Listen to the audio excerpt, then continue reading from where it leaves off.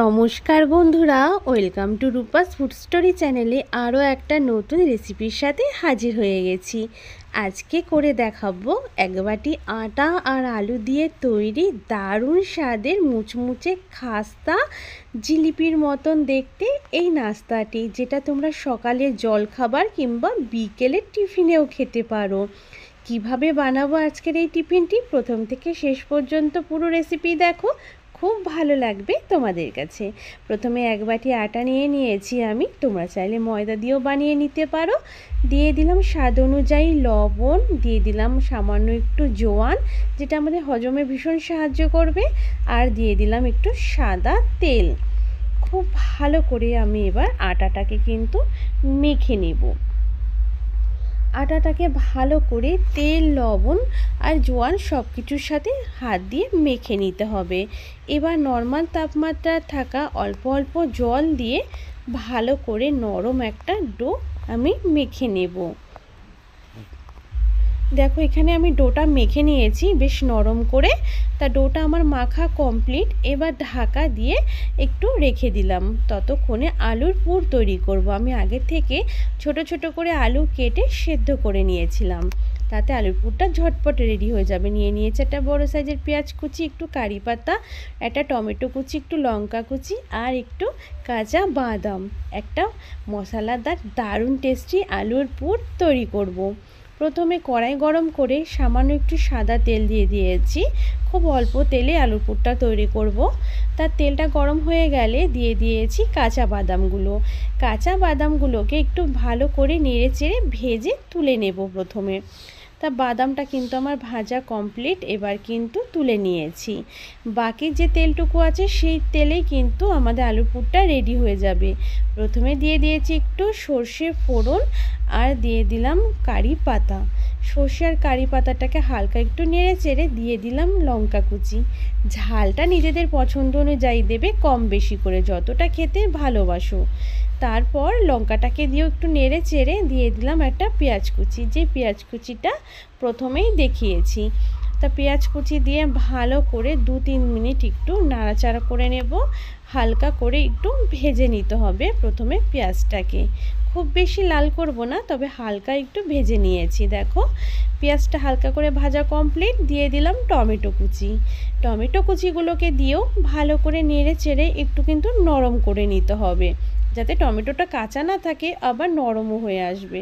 তা টমেটোটা খুব সুন্দর নরম হয়ে গেছে। দিয়ে দিলাম স্বাদ অনুযায়ী লবণ, একটু হলুদ গুঁড়ো দিয়েছি, দিয়ে দিলাম একটু কাশ্মীরি লাল লঙ্কার গুঁড়ো আর ম্যাগি মশলা। ম্যাগি মশলা দিলে কিন্তু দারুণ চটপটা স্বাদের হয়, আর বাচ্চাদের তো খুবই পছন্দের একটা মশলা যেটা এই ম্যাগি মশলাটা। তা খুব ভালো করে এবার সমস্ত মশলাগুলোকে আমি পেঁয়াজ টমেটোর সাথে নেড়ে চেড়ে ভালো করে মিশিয়ে নেব। তা দেখো মশলাটাকে ভালো করে 2-3 মিনিট নাড়াচাড়া করব, যাতে মশলাটা টমেটো এবং পেঁয়াজের সাথে সুন্দর একটু ভাজা ভাজা হয়ে যাবে। আর খুব সুন্দর কিন্তু একটা গন্ধ ছাড়তেও শুরু করেছে। তাই এইভাবে আমি আগে ভালো করে একটু নেড়ে চেড়ে নিলাম মশলাটাকে। এবার সেদ্ধ করে রাখা আলুগুলো আমি দিয়ে দেব।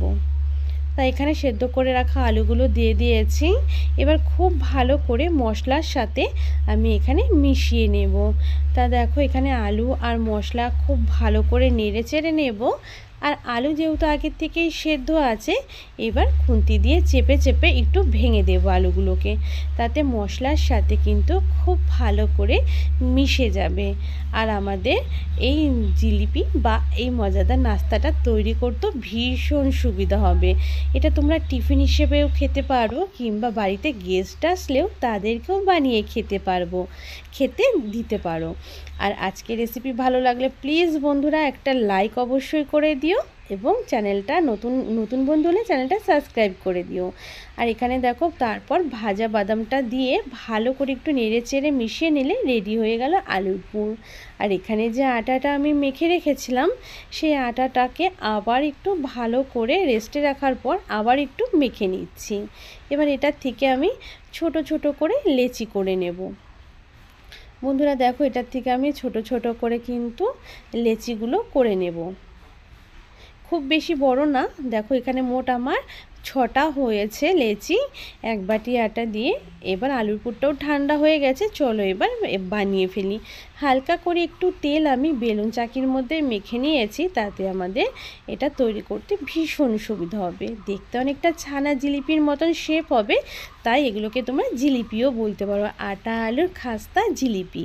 তা দেখো এখানে আমি লম্বা করে লেচিটাকে বেলে নিয়েছি। এবার মাঝখানে আমি লম্বালম্বি করে আলুর পুরটা দিয়ে দেব। আশা করছি এই নাস্তাটা বা এই টিফিনটা তোমরা নতুন দেখছো, খুবই ভীষণই মজাদার আর খেতেও দারুণ হয়, দেখতেও একদম নতুন ধরনের। তাই অবশ্যই কিন্তু তোমরা এটা বাড়িতে একবার হলো বাড়িতে বানিও, তোমাদের কিন্তু ভীষণ ভালো লাগবে। দেখো আলুর পুর এভাবে মাঝ বরাবর দিয়ে দিয়েছি। এবার দু সাইড থেকে সুন্দর করে মুখটা কিন্তু আমি বন্ধ করে দেব। পুরোটাই দেখো আমি যেভাবে বানাচ্ছি, বানানো কিন্তু ভীষণই সহজ বন্ধুরা, এক দেখাতেই তোমরা ঝটপট বানিয়ে ফেলতে পারবে।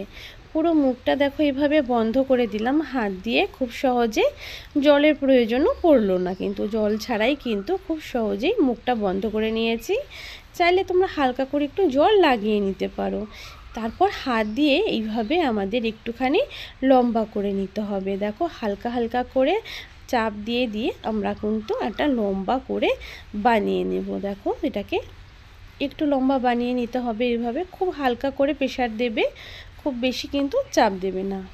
তা দেখো এইভাবে এবার আমরা যেভাবে ছানা জিলিপিটা মোড়া হয় ঠিক সেইভাবে কিন্তু এটাকে মুড়ে নিলাম। এবার হালকা হালকা করে একটুখানি করে চাপ দিয়ে এটাকে একটু চ্যাপটা করে নেব।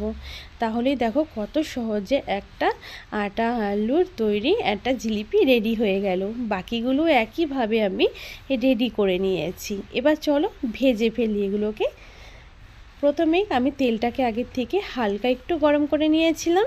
এই গরম তেলের মধ্যে এবার আমি এই টিফিনগুলো বা জিলিপিগুলো ছেড়ে দিচ্ছি। তোমরা এটাকে জিলিপি, টিফিন, নাস্তা যেটা ভালো লাগে সেটাই নাম দিতে পারো। তা দেখো এখানে আমি 4টে দিয়ে দিয়েছি, যেহেতু অনেকটাই জায়গা আছে। এবার এগুলোকে আমি মিডিয়াম টু হাই ফ্লেমে কিন্তু ভেজে নেব। প্রথমে একটু হাই ফ্লেমে রাখবো, তারপর আবার একটু মিডিয়াম ফ্লেমে করে দেব। এইভাবে কিন্তু হাই আর মিডিয়াম ফ্লেমে রেখেই এইগুলোকে ভাজবো। একটা পাশ যখন একটু ভাজা হয়ে যাবে এগুলোকে কিন্তু উল্টে দিয়েছি। তারপর অপেক্ষা করব যাতে আবার নিচের দিকটা একটু ভাজা হয়, একটু ভাজা হলে আবার একটু উল্টে দেব। এইভাবে উল্টে পাল্টে আমাদের মিডিয়াম টু হাই ফ্লেমে রেখে একদম মুচমুচে করে কিন্তু ভেজে নিতে হবে। হাই ফ্লেমে রাখার পরেই তারপরে সাথে সাথে আবার কিন্তু একটু মিডিয়াম ফ্লেমে বেশ কিছুক্ষণ রাখবে, তাতে কিন্তু এগুলো নরম হবে না, ভীষণই খাস্তা তৈরি হবে। আর খাস্তা হলে কিন্তু বন্ধুরা খেতে কিন্তু দারুণ লাগে। আর যদি হাই ফ্লেমেই পুরোটা ভেজে নাও তাহলে এগুলো কিন্তু ভাজার সাথে সাথেই নরম হয়ে যাবে, তখন খেতে কিন্তু ভালো লাগবে না। আর মিডিয়াম ফ্লেমে ভাজলে একদম মুচমুচে খাস্তা হবে। দেখো এগুলোকে আমি ভেজে নিয়েছি, বাকি দুটো একইভাবে ভাজার পর সবগুলোকে প্লেটে সার্ভ করে নিয়েছি। দেখেই বুঝতে পারছো যে এটা কতটা খাস্তা হয়েছে। দেখো যদি এগুলো নরম হতো তাহলে কিন্তু এরকম মানে এটা প্লেন থাকতো না, একদম দেবে যেত একটু। আর এগুলো দেখো একই ভাজার পরে একই রকম রয়েছে কিন্তু সবগুলো। দেখো এগুলো ভীষণই বন্ধুরা খাস্তা। তোমরা একবার বাড়িতে বানালে বুঝতে পারবে যে এটা কতটা মুচমুচে আর খাস্তা তৈরি হয়েছে। আলুর পুরে ঠাসা দারুণ স্বাদের মুচমুচে খাস্তা জিলিপি একবার না খেলে বন্ধুরা ভীষণই মিস করবে। তাই অবশ্যই একবার হলো বাড়িতে বানিয়ে খেও, আশা করছি তোমাদের কাছে ভীষণ ভালো লাগবে। বাড়ি ছোট থেকে বড় একবার খেলে বারবার বানিয়ে দেওয়ার জন্য তোমাদের কিন্তু আবদার করবে। আমি তোমাদের ভেঙেও দেখিয়ে দিয়েছি, দেখো ভেঙে মানে দেখাচ্ছি তোমাদের এটা কতটা দেখো খাস্তা হয়েছে। আর ভেতরে আলুর পুরটা এতটাই টেস্টি হয় বন্ধুরা এইভাবে বানালে, সত্যি বন্ধুরা এক কথায় অসাধারণ বলতে পারো। আর শুধুমাত্র একটু টমেটো সস হলে আর কোনোই কথাই নেই, ব্যাস শুধু চটপট মন ভরে খাও। আর আজকের রেসিপি যদি তোমাদের একটু মনে লেগে থাকে অবশ্যই একটা লাইক করে দিও। অনেক বন্ধুরা আছো ভিডিও দেখো কিন্তু লাইক করো না, প্লিজ একটা লাইক করো। একটা লাইক করলে কিন্তু আমাদের ভিডিও নতুন নতুন রেসিপি বানানোর অনেকটাই উৎসাহিত হই। তোমাদের একটা লাইক আমাদের জন্য অনেকটাই দামি। আর নতুন বন্ধু হলে চ্যানেলটা সাবস্ক্রাইব করো আর আরও বন্ধুদের মাঝে শেয়ার করে দিও। বাই।